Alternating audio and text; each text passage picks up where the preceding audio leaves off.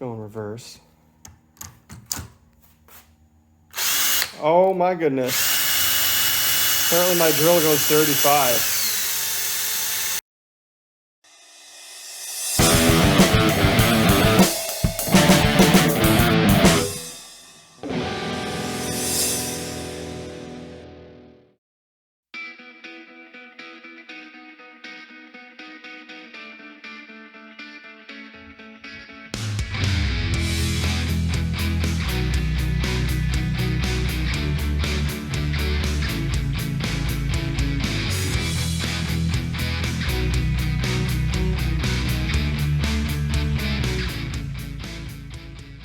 So here we have the speedometer. The cable comes in here, and then the odometer is driven off of these off of this worm gear coming over here. So this guy has a little spring, and this actually controls the needle. See, you can see the needle moving here.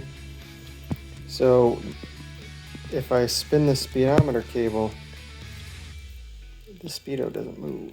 And here, I'll show you that real quick. Yeah, there's nothing.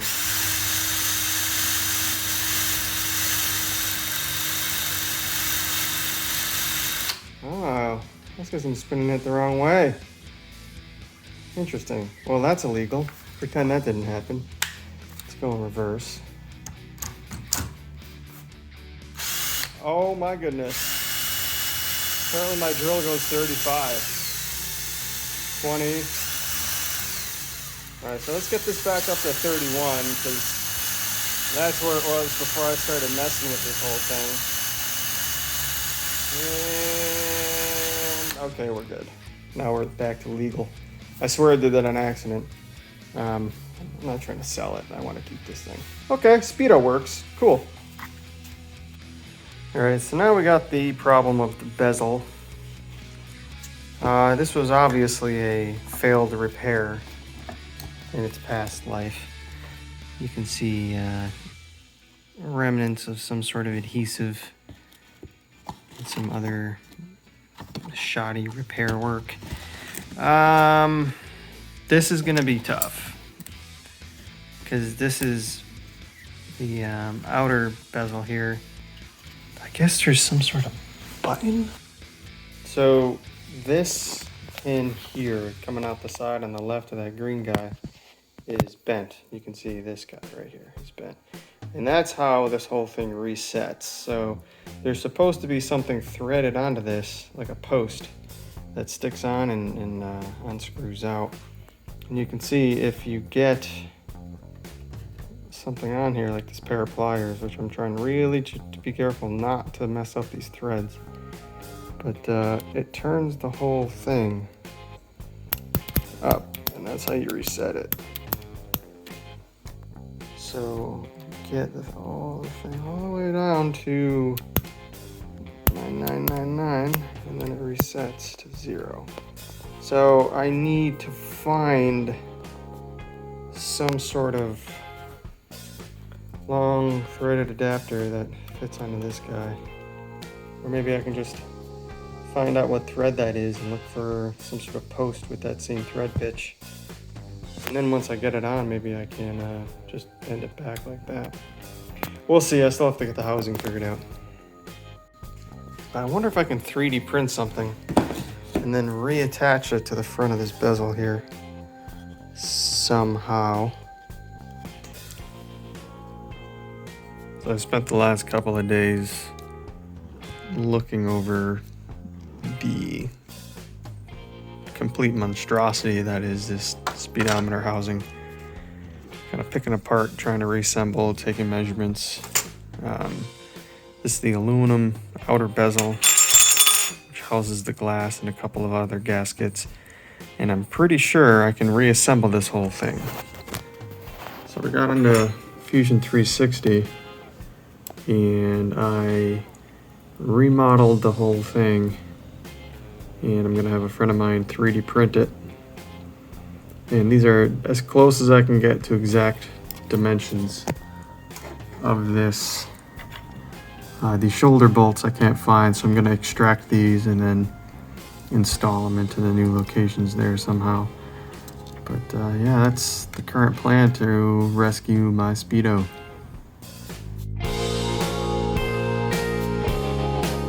It's time. Here's the old housing. And you can see it's all cracked and nasty. It's just taped together right now. But I got the 3D print back from a buddy of mine. And I'd say that's pretty good. Let's get the test fit going on.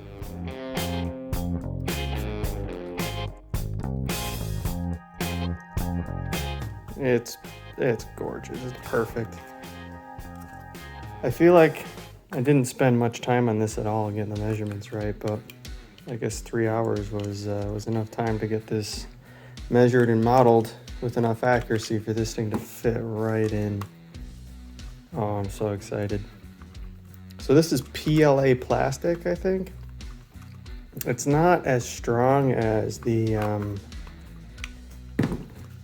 as this stuff.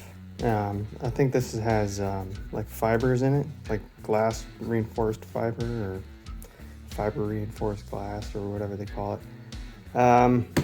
But I don't think I need it. So this fits in beautiful. All these holes line up nice and nice. So the next thing I need to do now is extract these shoulder bolts. So what I'm going to do is just kind of rip them out of there, put them in there with some epoxy and just let them sit for a day or two, and then that should be strong enough to hold inside the back of the housing. Also, there is the front housing, which is a little difficult to get off this, especially without breaking it, because this is aluminum. I think it's aluminum. And this little lip around the whole outside is folded over and rolled outside this lip. So it gets pushed on and then rolled over. So it's a very difficult thing to remove without breaking anything. And I just took my time with some pliers and just kind of opened that roll up. So when we slide this guy on, I'm not going to put it on all the way because I have to put the light and stuff in the back. But I mean, look at that. Hey man, I can see myself. Yeah, I cleaned up the glass too. So I'm so excited. Yeah, you can just see this fits right in the back, no problem.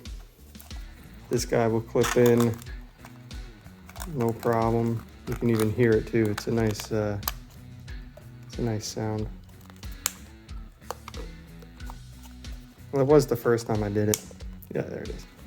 So, I'm so excited. I'm so excited.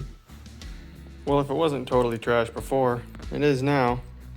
I tried pressing these things out, which don't press out because they're molded into this thing, which I figured, but yeah, I tried to tap them out and a tap turned into an explosion because this stuff is super brittle. Here's where everything gets a little hacky.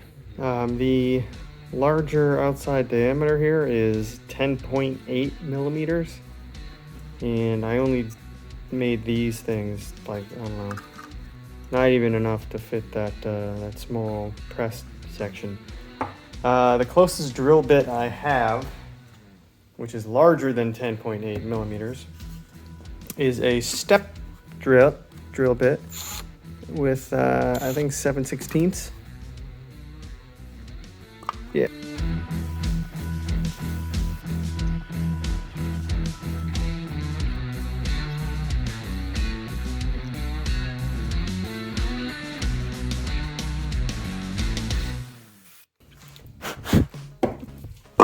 All right, so, oh, look at that. That's pretty perfect. The shoulder is exactly at the top there. That's basically at the bottom. Oh, that's so nice. Not my best work. I got some JB Weld steel stick in there. Never used this stuff before, and it was, quite honestly, a pain in the butt. I wish I had some 2-part epoxy, but I unfortunately did not. This stuff sets up pretty quick, and it feels like you're trying to grind rocks between your hand. I don't know if this is expired or what. I didn't record this, but I finished the assembly on the new speedometer, and I put some RTV around the inner edge there to seal everything from additional moisture. I forgot to get some sort of odometer reset, but I might just put a plug in there and just figure that out later. Now we need to mount it inside the housing.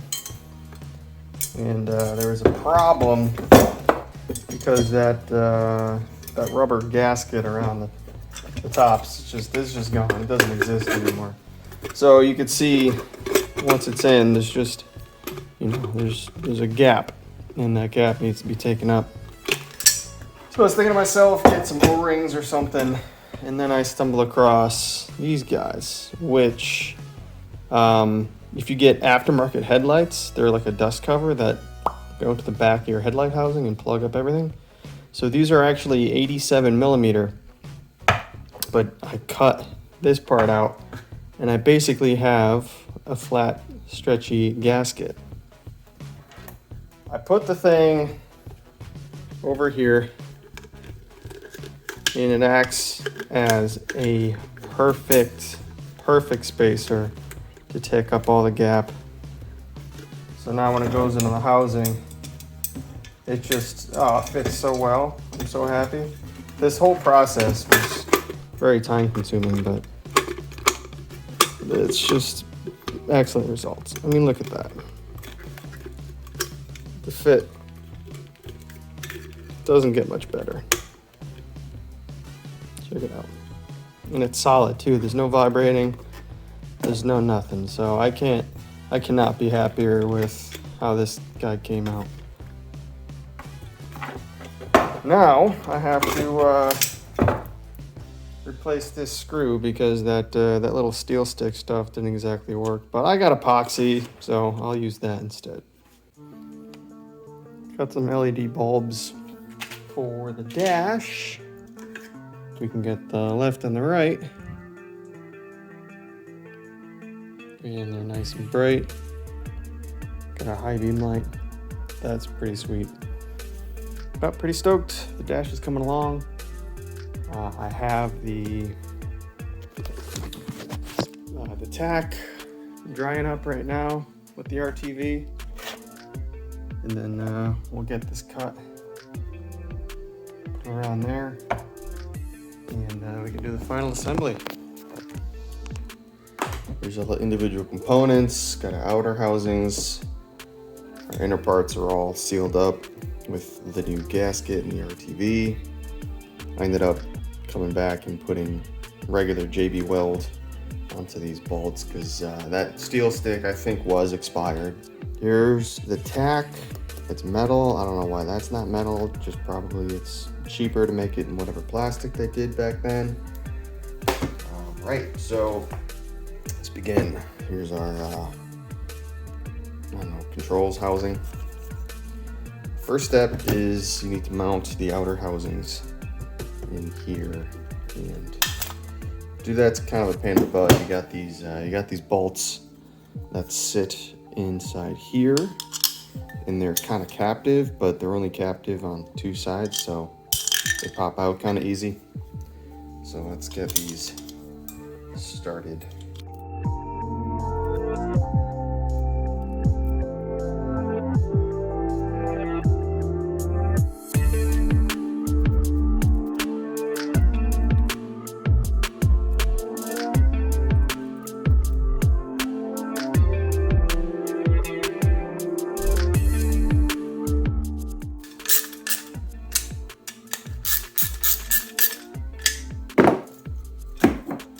All right, outer housing's done.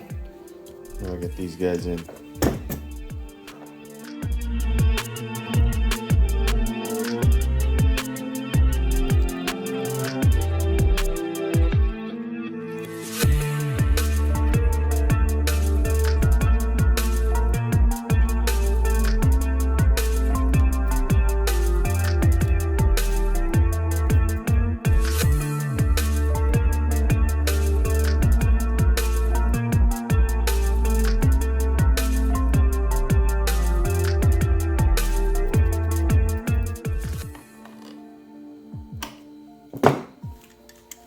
there we have it. Next thing to do is put this guy on, but whatever glue up I've been attempting with this thing has just failed like 3 times. But there we go. There it is, refreshed in all of its glory. Straight back from 1981. Resealed 3D printed housing on the Speedo. So happy with that. This is my first ever time 3D printing something, and to have the end result be as good as this is, it's very exciting. And now I don't have to spend $400 on some aftermarket dash and spend like a week figuring out the wiring and setting the odometer to the same. Forget it. I have the original works, and the original is what's going on the bike. So thanks for joining me in this journey. If you want to catch up, watch the other videos. If you want to stick with the rest of the build project, please subscribe, and thank you for watching.